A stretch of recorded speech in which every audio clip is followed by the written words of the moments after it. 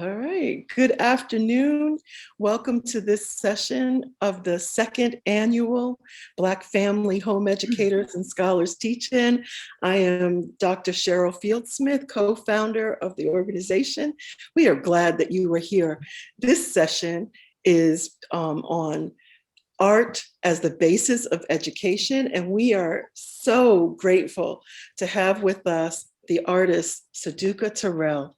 Thank you so much for being here, and start when you want. Hello, everybody. I am really excited to be here again. This is my second year presenting. Hopefully, I'll be able to make it a third year, but alas, I was terribly difficult to work with this year. So I want to start off by apologizing and just sometimes we get busy and things get crazy, but we have to take accountability. So I want to say that and let you guys know.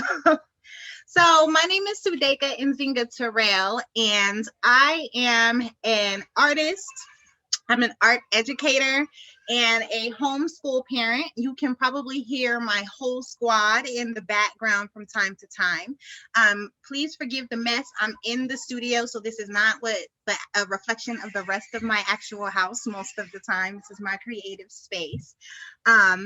I am really excited today to get to talk to you guys about utilizing art as the foundation of whatever your homeschool approach is. And so I want to talk about this from a couple of different angles. One thing that I want to share with you guys about me as a homeschooling parent, a homeschooling educator, is I have a degree in journalism, but taught for 15 years in various education institutions. So I've taught in public school, charter school, private school, Montessori school, international schools, after school programs, nonprofits, pre-K through 12th grade. I've done some adult. I've never taught in college, but I've done college level workshops or come in to assist teachers with certain things. So I've kind of taught a myriad of people. And I've taught a myriad of styles, but all of those styles have included teaching art in some way. I always wanted to homeschool my kids. That was always yes, that's definitely what we're doing. And so I think that what happens for a lot of us is that when we start our homeschooling journey, we immediately seek out to mimic what school looks like, but we just are doing it at home. And so I started out that way as well. I ended up getting a job teaching art at a Montessori school when my oldest was 4. So she was in pre-K. And while I was at this Montessori school, I learned tons about play-based learning and about development and what are development milestones that different kids are reaching, and the fact that not all kids reach their milestone at the exact same time. So the idea of strictly age-based or strictly grade-based learning, especially young, didn't really seem like it worked well. And so that was like a mind explosion for me and how I was approaching what I expected my child to be learning and not to be learning. Later on, my oldest, who is 12 now, wasn't one of those kids who picked up reading at 5 or 6. It took her a little while to pick up reading. She was showing zero interest, and I was trying to force it, and it was frustrating. And we were in tears all day, and I was like, I'm just gonna send her to school because this isn't working, and it can't continue to be this way. And so as a result, we kind of ended up, somebody suggested unschooling to us. And so we have been an unschool family since about, my daughter was probably 7, and she's turning 12 on Monday and going into 7th grade. And so I'll talk a little bit about unschooling and that sort of thing. I'm not sure if you guys have heard of unschooling. And if you have any questions about it or any questions about anything that we're going to talk about today, please feel free to type them in the chat. And then we'll have some time at the end where we can touch base and do some Q&A and whatnot. So originally I was supposed to have a panel, and I had a wonderful array of people arranged, but one person got the coronavirus last week. She is doing fine, but it takes a little while to recover, and she's still in recovery. I had a second person who had gallbladder surgery out of the blue. unexpectedly this week, and so he is recovering, he is doing well as well, but I was just very busy and I didn't have enough time to properly prepare my replacement people the way that I wanted them to. And so what I would like to do is kind of do a little bit of a presentation for you guys to go over some of what it means to use art as the foundation for your education or curriculum building, or how you want to teach. And then, if there's any questions or if you guys are needing ideas and we can converse and bounce back and forth, I would absolutely love that and absolutely be open to that and have a lot of things that I think are beneficial to say. So with no further ado, let us get into our presentation. All right.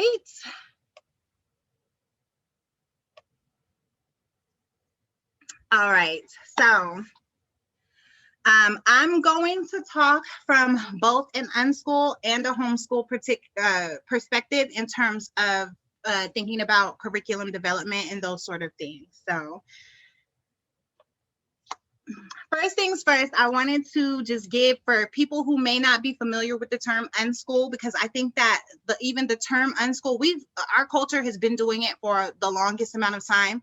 But it has, in the industry, gone through a couple of different titles. So, it's radical schooling, free schooling, unschooling. So these ideas of, and my two, I think, most important points is that unschool distances from traditional school day schedules and language. And so we don't have like 9 to 2 where you have to be sitting and engaged in work learning.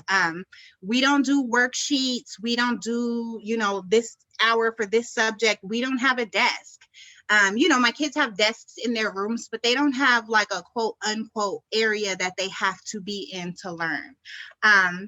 Unschooling is child-led learning. And so the idea with unschooling is that we take time to just get to know our kids and engage our kids, and the things that they show interest in, we pour energy into to help them explore more. And then we tie it into some of the subjects that they need to learn. And I'll demonstrate how this works a little in just a few, in particular with the focus on art.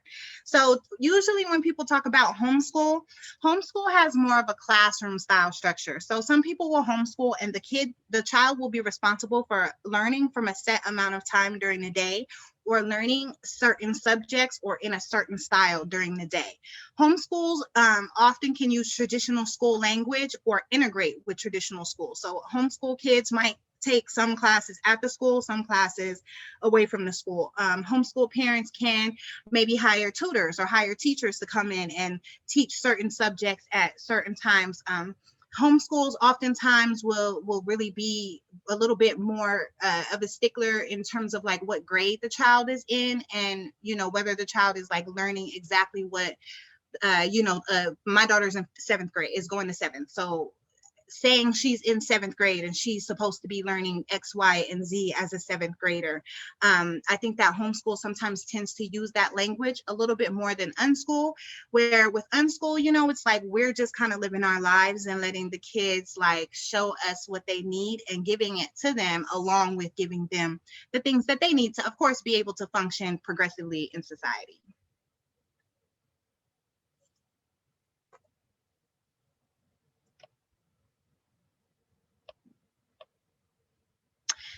One of the things that I really ran into when I first started teaching was that I was trying to educate my kids the way that I thought and envisioned that a teacher would approach the kids, which is like, especially when there's set time that we're supposed to learn. But even when we were kind of first starting to get into unschooling, like feeling like, okay, I'm supposed to teach the kids math, but maybe like math is not my like forte, or I'm supposed to teach the kids history, but maybe I don't know that much about history. And I think that one of the biggest breakthroughs that I had was recognizing who I am as a teacher, and using my history to develop my teaching style and the way that I was going to approach the things that I was going to teach. And so as an art teacher, you know, it made me really have to start to contemplate how I'm going to approach presenting the subjects that my kids are going to engage in. Because at the end of the day, if I'm unhappy as a teacher and I sound crazy and stressed out, they're going to pick that up and feel the same way. So thinking about what's fun for me that I can also teach them and that I can also engage them. One of the things with school and traditional school structures that has always been hard for me, even as an art teacher, is that a lot of this curriculums and learning is completely based on memorization-based learning. And so we're flooded with all of these things from year to year to year that we're supposed to like pack away, and there might be a test one day and you recall all of this information. But a lot of times when I'm doing workshops and we're talking about like what unschooling is and what's the importance of unschooling, we'll ask the audience, you know, hey, who can remember the 50 capitals of every state? Or who learned all of the African countries and can name all of them right now? And it's very rare that there's somebody in the room who can like quickly go through all of them, like every once in a while. And when that happens, that person always talks about how they have a photographic memory or this, that, and the other. So a memorization-based learning situation would be beneficial for that type of person or that type of learning. Whereas like I can tell you a lot of things about every city and every state I've visited because there's an experience that I have that I'm tying to what that state is or going to that capital or whatever. So play-based learning emphasizes that kids retain more information when they're able to experience and investigate. And so with unschooling and the idea of utilizing art to provide a foundation for your unschooling, the emphasis is in experience and investigation. So trying to create those type of opportunities for your kids. This is where the art comes in. And this is the thing that I think was most important for me in understanding, and that if you want to embark on creating an arts-based curriculum that I would recommend rooting yourself in, is thinking about developmental milestones versus age or grade-based, where it has to be, you know, like your 5-year-old might not want to read at 5, and there's nothing abnormal about that. And so looking at, are they showing interest? Are they showing signs of readiness? And engaging your child from that level versus you're 5, you're supposed to be doing this. This is what they said is normal. This is what they said is not normal. Like everybody's brains don't work like that. And so one of the cool things about using art integration in your curriculum is that it gives your kids and your students an opportunity to figure out how their brains best work and then to engage in their learning from that way. So I want to talk about, like, I wanted to first start with pre-K, and I'm not going to go through all the levels. We're going to talk about subjects, because I think that, you know, if there's specific questions and ideas that people want for age group, I would rather focus that toward the end and like have a real dialogue about it. But one thing I wanted to show you guys was like with pre-K learning is centered in motor skills and communication. So they're learning how to use their hands, how to hold things, how to pick things up with more than the 3 fingers, how to use their eyes to see what they're doing, how to draw more complex shapes and designs. And so having something in your house as simple as crayons can really be a fulfilling educational experience for your kids. Like, it promotes the hand-eye coordination when they're coloring in letters. You know, you can do things like print out worksheets that have the number 1 on it and color it, and the kids are having a good time, and you're not necessarily drilling into them like you have to count, you have to count, you have to count. We're just coloring the number 1, and you can color it your favorite color. That's good for helping them learn how to later hold a pencil or pen for writing. It also helps them with their color recognition and the ability to follow multiple steps, because, you know, maybe you have a worksheet that you use, maybe you have them draw number 1 out, maybe you're drawing it out with them, but it's an interactive way to engage with counting without necessarily just sitting and counting. As an example of something that you can do that's sensory as well, which sensory for pre-K is really important. And so like activities like, you can melt crayons and you can make different pictures with the melted wax. You can watch the wax cool, you can peel the wax off the paper, you can glue it onto the paper, you can pour it wet onto different types of paper and let it dry in different colors. And so it's really exciting for the kids to be able to engage in, oh, the crown went from this hard wax to now it's soft, and then we poured it and did all these different things with it, and now it's back hard again.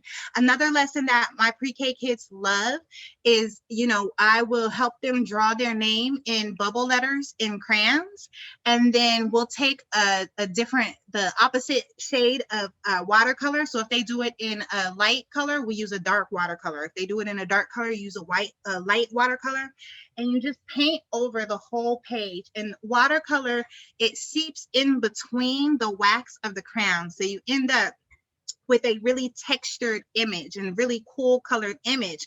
But like, here we are, we have engaged our students in letters. We've engaged our students in writing their names. We've engaged our students in motor skills, hand-eye coordination. We're talking about textures because you can touch it and feel the texture. And so they're getting all of this like cognitive experience and all of this exploration and all of this learning. And they're picking up all of these things with letters and alphabets and their names and all of this important information without us having to be like, write the letter A, write the letter B, write the letter C. So, like that's one of the things that I feel is most important with how we use the art is letting the art allow us opportunities to engage with our learning rather than just feel like we have to like teach at our kids.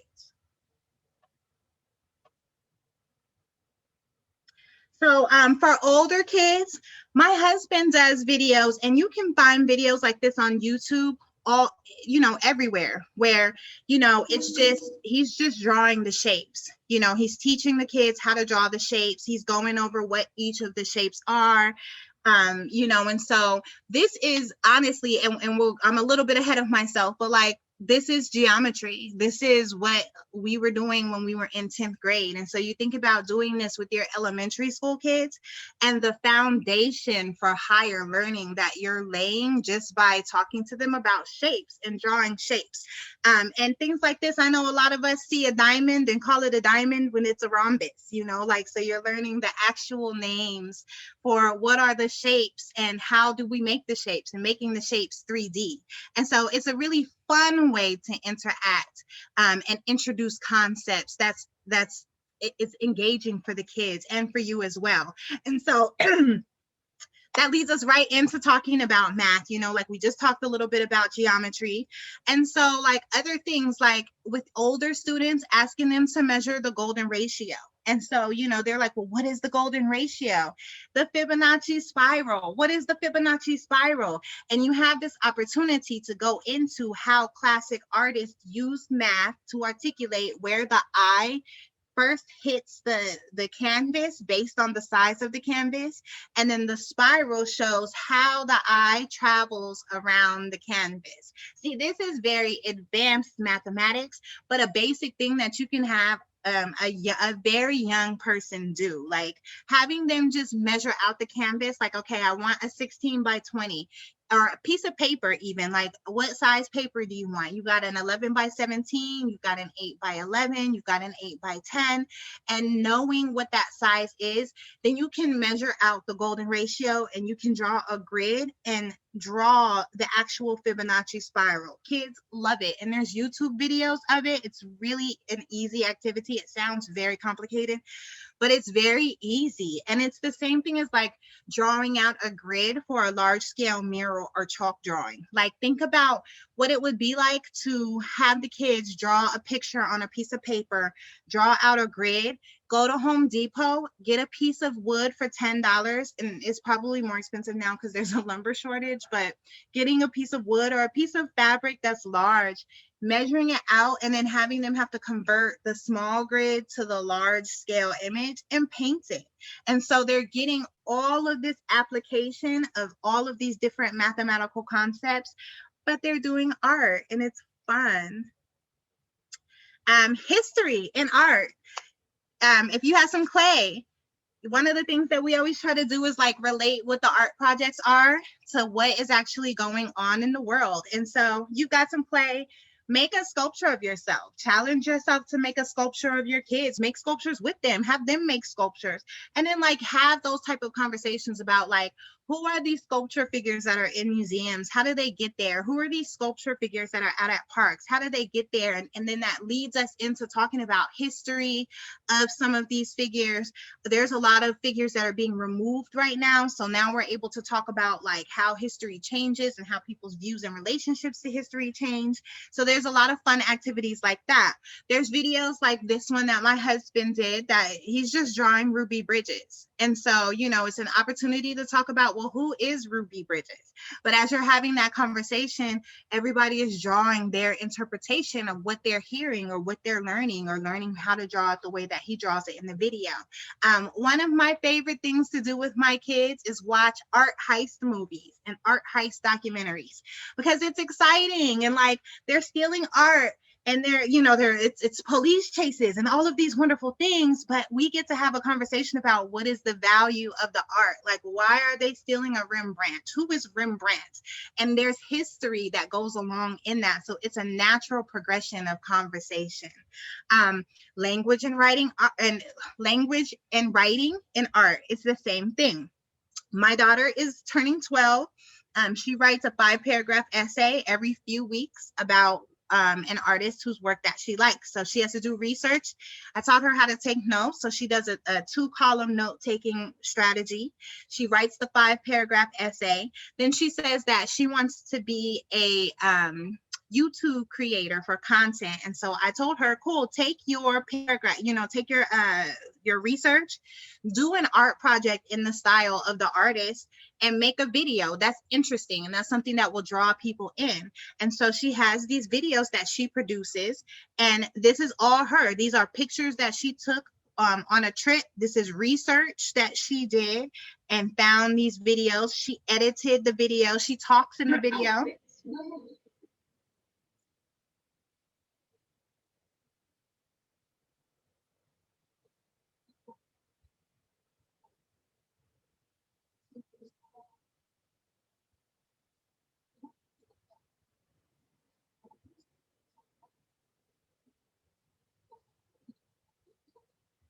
So while she's getting like research writing skills, she's practicing her penmanship, she's getting all the spelling and editing conversation, she's learning how to format paragraphs and all of these things, but she's also learning how to write a script for a video, how to use her editing program to do more things and to do different things. She's adding different editing programs to her work. And so, it's a wonderful opportunity to kind of interface with even some of the digital aspects of arts that are really popular these days.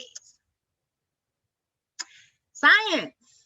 Is color theory science? Like how the colors interact with each other, the ways that they communicate with our eyes, the ways our eyes communicate to our brain is fascinating, and a great conversation just around like having kids create things. Some of the things that we do, like we are obsessed with plants. And so we go to the botanic gardens, or we have an aquatic water garden in DC, and we draw the plants and we look at the shapes and the colors of the plants. We explore the color theory of plants. So looking at like why certain plants grow next to each other and the different ways that the colors interact with each other when they're next to each other. Taking a picture of a tree outside and looking at the way that the shade or the light is hitting the different leaves and how you would communicate that in a drawing. Then having a conversation about where is the sun located at the time that you drew this. If I take a picture at a whole different time of the day, does the light hit other places? How is that impacted? Is this the earth spinning? Like it's a natural way to, again, lead into all of these questions. Food is art. A lot of famous artists draw food and draw still life. And so engaging and drawing still life and thinking about even the artistry of plating food and the color theory of enjoying what your food looks like on the plate, how the colors go together.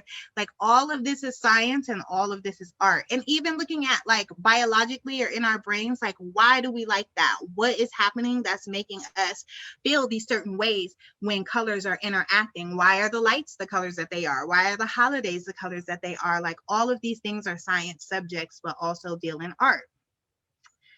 Foreign languages and art. I just had somebody on my Instagram who was like, I'm teaching foreign languages besides just learning about a couple of the artists in the country, what can I do to engage my kids in a foreign language while using art? And I thought, of course, an easy example is like when you think about Japan. My daughter's learning Japanese right now because she likes Japanese cartoons and she's drawing Japanese cartoons, but she's watching a lot of Japanese cartoons. And so there's a natural desire for her to understand what they're saying and then be able to like draw and create her own characters.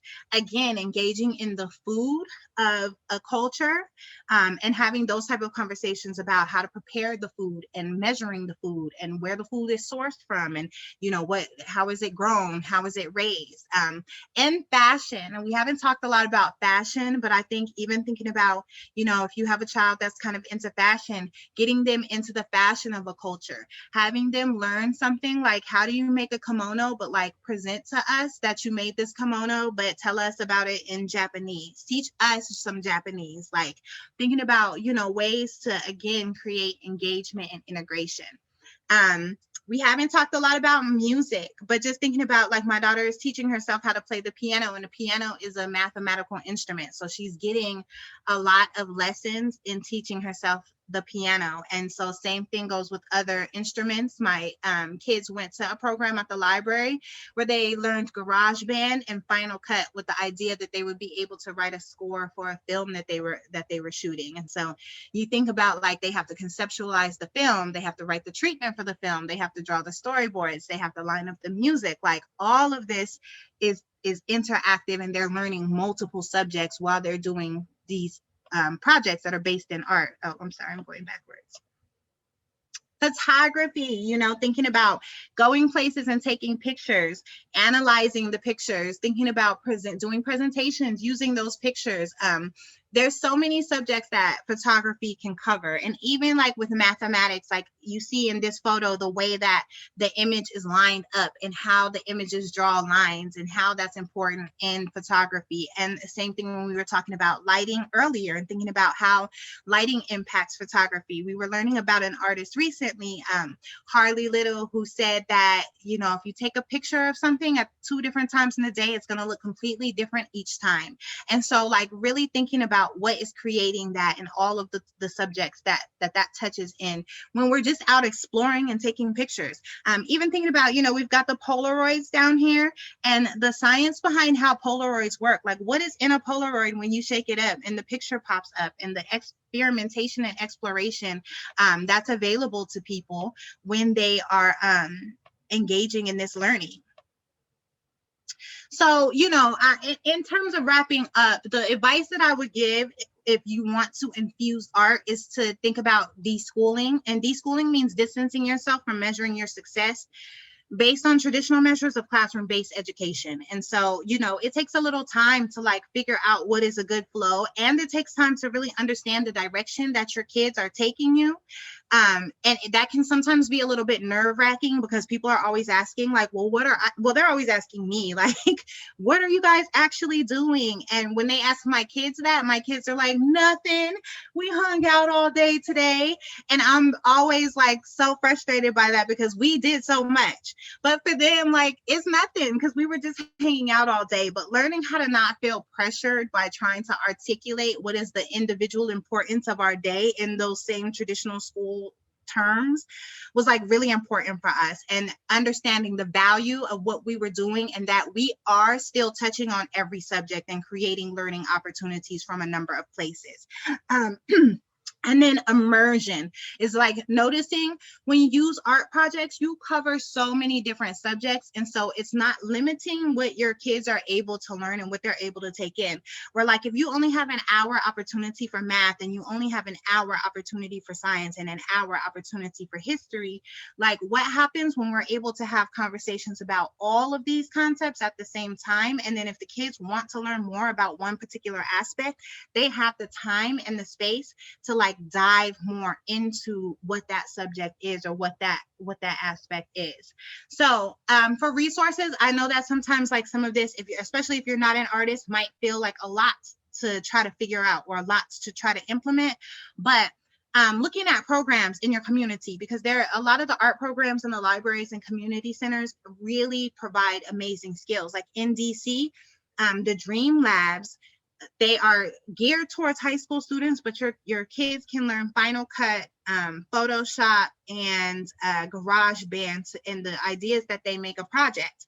So, like we called Dream Labs and got our kids into the program, and they were like, they were in, one was in 5th grade and one was in 4th grade, and they were in there doing it. And we just came in an hour or so before the high school kids. The library was overjoyed to see us there and to see us engaging in the services, because they like when homeschools are engaging in the services and homeschool students. And if you're in a city that like has checkup protocols, it looks really good to be engaged in some of these other programs.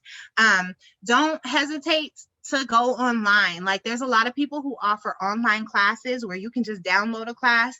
You can go on YouTube and just Google, like art lessons, potential art lessons for whatever age group you have, art projects for, if you're 5th grade, you can Google art lessons for 5th graders, go on Pinterest, and just all these different ideas will come up, and they're all just good ways to start introducing activity-based learning into your child's life. There's also a lot of books about artists and different genres of artists, so you can go to the library and you can get a book about Pablo Picasso that shows every painting Pablo Picasso ever did.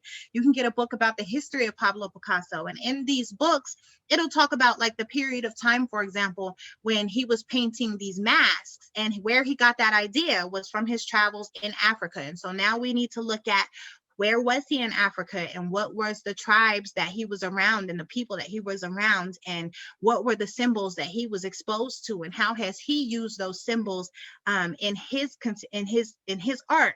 What is the impact of somebody, coming into a culture, taking parts of that culture, implementing it into their art, and then kind of making it popular while not having any trickle down back to that culture? Like you can start to ask these questions. There's books about fashion. There's books about 100 daily art activities. So there's just so many different ways that you can figure out how to implement art. We didn't talk about like sewing, so I got my girl here and she's in her chair, in her wheelchair, but she's like got her little fly pants on. And so thinking about just like all of the things that you can make, that you can create, and that you can do that are focused in the arts. So I'm going to stop my share. And then, okay, so I see we have some comments. So I'm going to scroll back through, because I'm sorry, I was like super in my vibe, and so I didn't.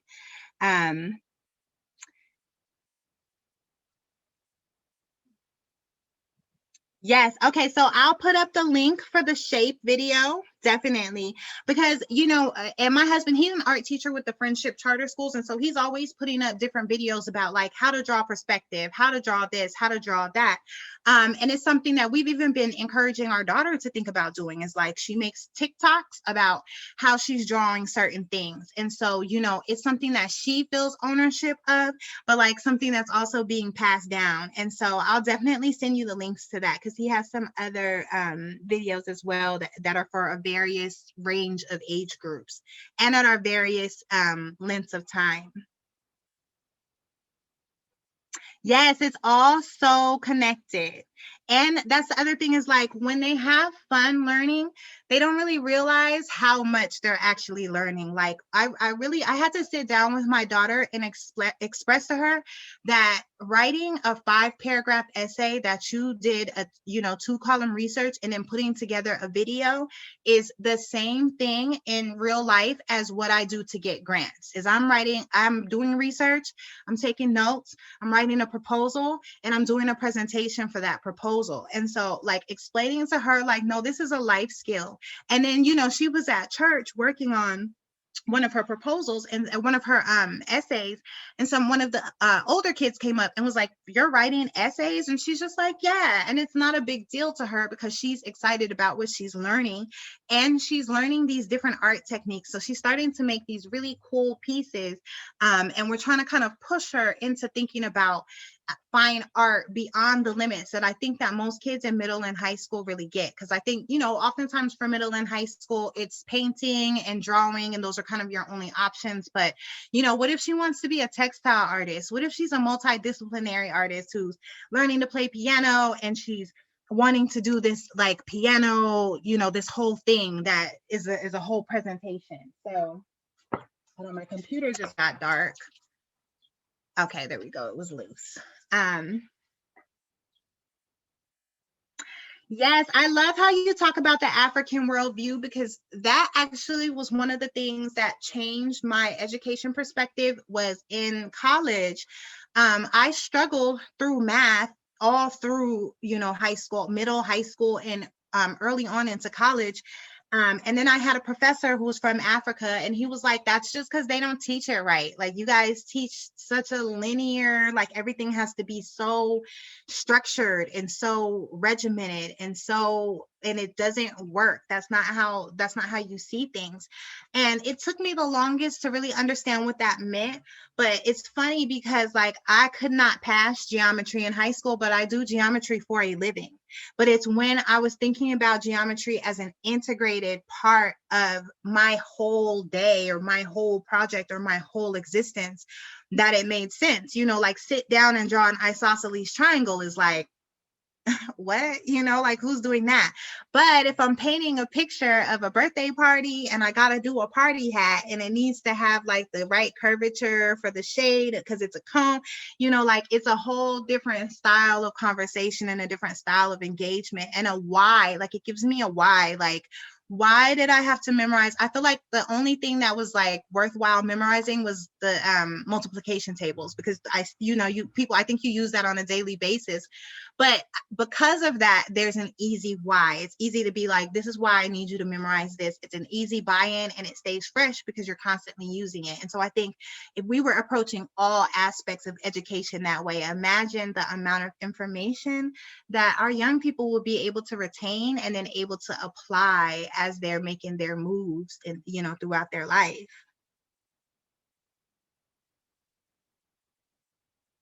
Yes, the entire worldview being cyclical. Yes. And I think that even emotionally that helps, because one thing that's important for us in our education practice is that our teaching is not just relegated to like school subjects. We also should be teaching and engaging how our kids are going to emotionally move through the world and how they're going to interpret the experiences that they have as they move through the world, and how, as they're moving through the world, do they recognize when they're moving forward versus when they might be moving backwards, and how to catch like where is your cycle and where is your, so it seems like you keep coming back to these same points. And so once you get back to that point, recognizing like, have I evolved on this point or have I devolved on this point? Do you guys have any questions? Can you guys unmute? It's okay if you guys want to unmute, or because I want to make sure that we can take this last 10 minutes. And if anybody has questions or needs any feedback or for ideas, like, I think that sometimes there might be subjects or concerns that, I didn't cover that you might have specifically for your family. And I would like to make sure that, I give some time for us to go over any of that. Hello, how you doing? I wanted to ask, do you offer any classes yourself? On what? I do, but so on what? So I could be more specific. Oh, art classes for Yes. like middle schoolers. Yes. So both me and my husband do online classes. So typically when the school year relaunches, then we relaunch. And so we have, we do elementary, middle, and high school. We do virtual and in person, depending, like if you're in the DC area, we have a lot of different things that we do pop-ups in person. And ideally this next summer, we would like to have an in-person, depending on how the world works. We were in the process of an in-person arts-based summer camp. And we had done one a couple of years before, and then we stopped. And then right when we got ready to do it, the Rona arrived, and we have not been able to get back to it. But yes, so in September, we will roll out introduction or invitations to the next series of classes. And so we have worked with we've worked with a lot of different styles of homeschool parents and in different cities before. So we've had students from cities where they had to have you know, a paper trail. Like some cities require like a lot of paperwork and a lot of paper trail. Some cities require, and you know, so we're used to, you know, finding out what a family needs and how they need it to be documented so that we can help support the family in documenting like all of the different things that they might need to learn. So you can subscribe to my website, and here I'll put it in the chat. It's terrelartdc.com. And we'll send out, I send out like a monthly bunch of little invitations to the things that we have going on.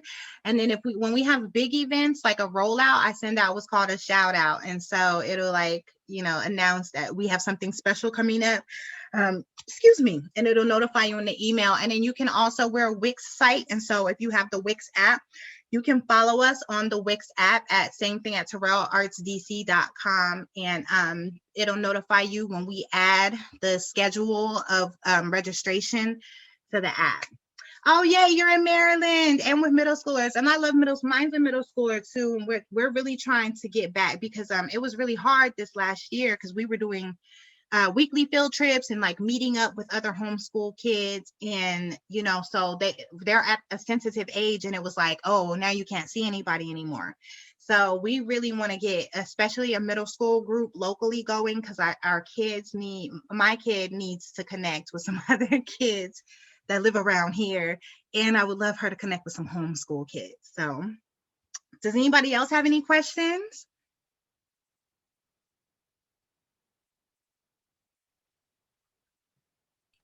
Nobody else does. I do. Well, go ahead. Let's talk. We have about 10 more minutes. So. Okay, so my son, he really likes using Procreate on his Yes. iPad. Do y'all use that too? We do. And we use a lot of different programs because, you know, some kids are better at one than others. And we actually let the kids lead on like the Procreate, some of the editing apps, because what we have found is like, we hold them back when we even give more than just basics, because the way, you know, when we didn't grow up with these programs, and so the way their brains work, because they've been immersed in it, is totally different. So what we try to do is kind of like with swimming is, here's a couple of ways to interact with the program, and then we give an assignment and kind of throw them into the deep end, like make a film. You know, one of the things we did, we watched what is that? Nightmare Before Christmas. And then we had Play-Doh for my little kids. And I was like, "Well, you love this, make a stop motion film." And so, you know, she had all her programs and she figured out how to use all of her different programs and her different apps to edit it together. We have a show that we have been producing on our YouTube channel that she's been using Procreate and some of the other illustration tools to do the opening segment. So when the show comes on, you know, it'll have a little cartoon situation happening. She's also really into Japanese animation and gacha life characters. And so, you know, like what we have found too is when we have groups, is when we're letting the groups like teach each other the programs that they like to use, the kids go crazy and they learn so much from each other. But also me as an adult, I'm like, really? Okay. And I think the kids like that too, because they see us learning with them and alongside them. And I'm like, I'm old. I don't know how to use all of this stuff the way they do. Like I'll be thinking I'm cool, and I'm like, yeah, and then you do this, and they're like, bah, we've been doing that since the second time we opened this up. Like I do this now, and I'm just like, oh. What does your son what does he want to get into? Is he trying to do like illustration or animation? He said illustration. I got him.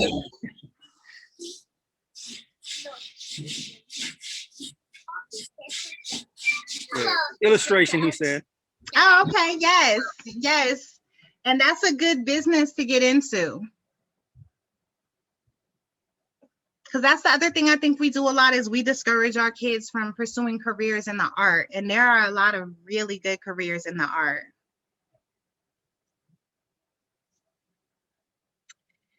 In what ways have you seen students use arts to make connections or teach ideas to themselves? I think that it definitely, and this sounds like a non-answer, but I think that it depends on the student and where the student interest lies, because we have had students who are not interested necessarily in like becoming artists, but who just respond well to a looser style of learning and who just enjoy kind of feeling like we're just hanging out, we're just talking, we're just making art, versus feeling like there is a lot of pressure for them to learn, 1, 2, 3, 4, 5, to learn in that way. With our students who, in particular, who want to have a focus on art, it really helps for them to start to discover how they want to express. Because a lot of times when you're in, especially in art school situations, you're being told how to express. And so when we have like all of these different items for them to choose from and to explore with, and then there is no danger of like, if you don't like it, you don't like it, or if you mess up, you mess up. But they have an opportunity to then start to focus on what it is that they're actually interested in and push it themselves. Like watching my daughter, for example, teach herself how to play piano. She spent 2 days like labeling the keys and learning where to place her hands and things like that. And on YouTube videos, and she was able to just do that herself. And so this is self-directed learning. Now she reads music. So if she decides that she wants to later not play piano anymore and she wants to play saxophone, like it's easier for her to make that transition. She wants to go to art school. And so then thinking about like, there's all these different possibilities now that are starting to open up for what art school could look like. Like for a little while, she wanted to go and do digital art. And then she wanted to go and paint. Now she's thinking about doing music. And so, I think that they get an opportunity to really contemplate ways to interact better with their careers. I've had a student who was really interested in space. And so she really loved like creating. She would make all her art was always about space, but she was learning about space as she was doing it. So she was building these 3D models and drawing these pictures, and she would draw pictures of the planets. And so, in that process, she was still training herself to go on her NASA astronaut route that she wanted to go, even just through doing the arts. So I feel like, the key is really being able to spend the time actually getting to connect with the student and letting the student show you who they are. And rather than me feeling like I'm supposed to tell you who you are, letting them guide that and letting that come out through the art. So almost like art therapy. Does that answer your question? Okay, good. Because I sometimes I feel like those type of answers are answers that aren't answers, but I'm like, no, it is. I have a question. Yes. My son is finishing up high school. He's a fine artist. He sold his first pieces when he was 11 years old. Yes. Yeah. And he loves doing portraiture, and nudes of women. Okay. I still feel weird when I say that, even though he's a young adult. I know, even though he's a young adult. But he kind of got away from his art, when he was about 14. He got into other things. He thought he might want a career in computers, programming, and all that. And now he's come full circle. And he says, like, he wants to do through the community college. There's it's a 1-year art course, because he says he doesn't feel like there's a lot, and I don't know, this is just like, he's very confident about his art, that he can be taught about some things, but he's considering digital art and graphic design. He was always sort of an art snob. I'll call it that. He's like, I don't want to do that kind of stuff. He's like, I'm a fine artist. They don't make them the way they used to, like me.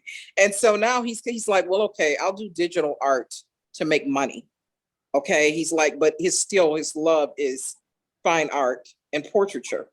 And so do you think that there's like really a lot of money to be, not necessarily a lot of money, but money to be made with the digital art and graphic design and stuff like that? There absolutely is. And especially for Black companies, that's been a big push, is supporting Black companies. And there's not as many Black companies in that sort of tech. And you know, and I want to say for people who might not be super familiar, when I'm saying this graphic and digital design, I don't mean those like airbrush illustration logos that people blast on our Facebook pages. I mean like actual design and actual layout and actual, you know, like how a flyer is laid out, how a booklet is made out, like all of these things fall into a graphic design category. There's graphic designers that work at every art museum in the country. You know, like, yes, that's an industry, but I also would say that, especially being young, if your son's love is portraiture, then paint portraiture. And like, yes, you can absolutely always do graphic design, but the industry has changed recently. And this is something I can get into with you for a whole nother hour, because I know we're going to run out of time. But now artists, majority, there's an article that just came out that was saying that all art collectors are now engaging purchasing art from online. And so the opportunity that this opens up for your son is that he has a chance to be having his work seen and having his work reach a multitude of people while using his graphic design skills and his computer skills to create content that is going to bring people to look at his art.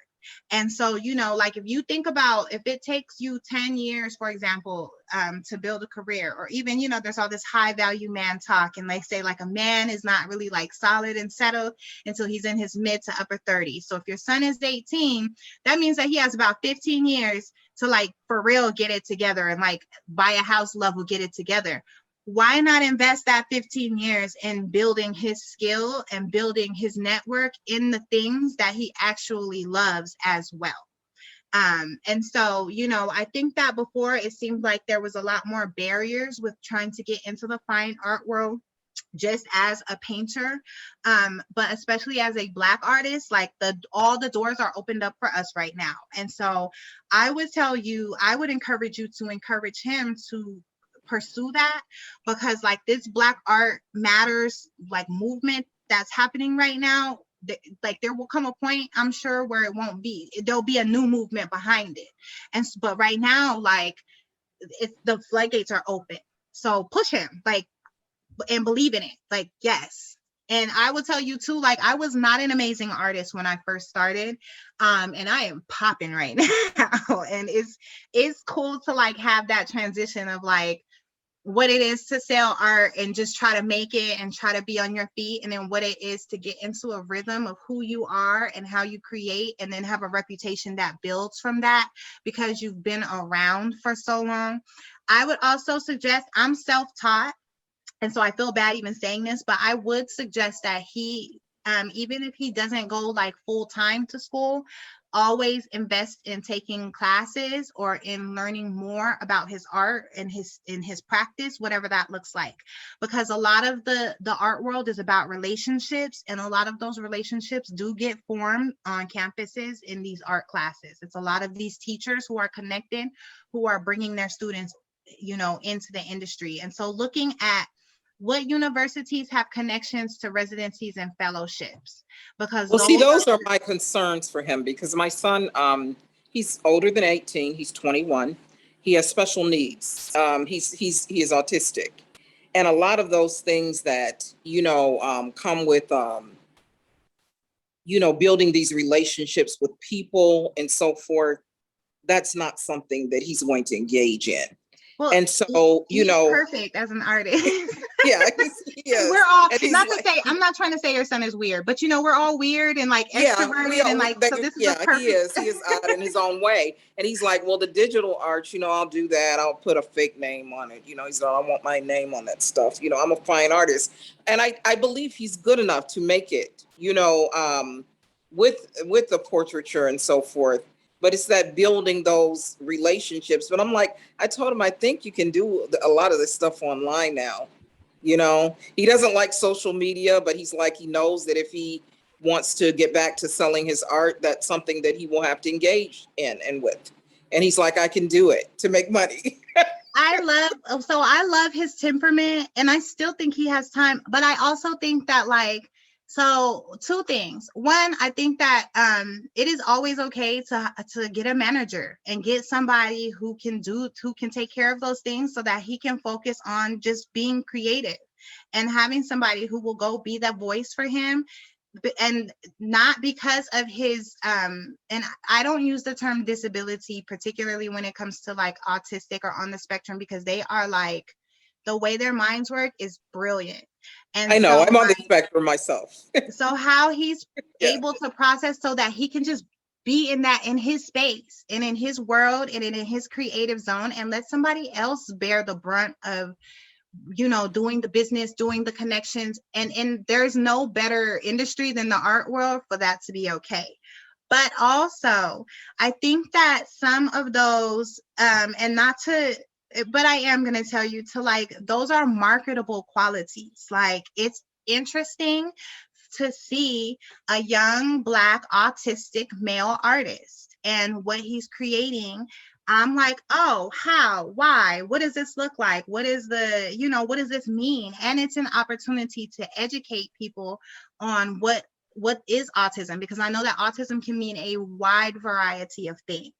Right. And so a lot of people don't, you know, it's a chance to kind of have those conversations. But again, having somebody who's managing those aspects for him could be like incredible. And there's a lot of really dope art managers and a lot of people who like know how to do that, and that is what they do, that I would recommend that you try to link up with. Okay, thank you for that. I don't want to take up all your time. Oh no, and you know what? We can have more of a conversation too, because I have your email now, so we can have more of a conversation. George, you asked about good DMV area recommendations for young Black artists, and I would say, shameless plug, I will shout out Black Artists of DC. We are a nonprofit organization that represents, we're not representatives, but we are a collective of contemporary fine Black artists who have lived in, work, and are currently in the DMV area, or have started in the DMV area and have expanded. We have a little youth contingency that we're building right now, so we would love more access to youth. There's also the DMV Urban League of Artists, and they are constantly doing activities in the community and youth-based activities in the community, and all of them are really, really good people. So I know our time is up. I put my website in the chat, and if anybody has any other questions or wants to interface further one-on-one, please don't hesitate to shoot me an email and let me know. I had a great time today, guys. Thank you so much. Are you coming to our reception? Possibly. I have to go find where my children are because it's scary quiet. Yes, silence is a concern. Very good. Thank you so much. This has been really wonderful and informative, really good discussion, and the chat. Thank you to those of you who contributed to the chat. So I invite you all to click on another link and meet us for the reception that's coming up at 6.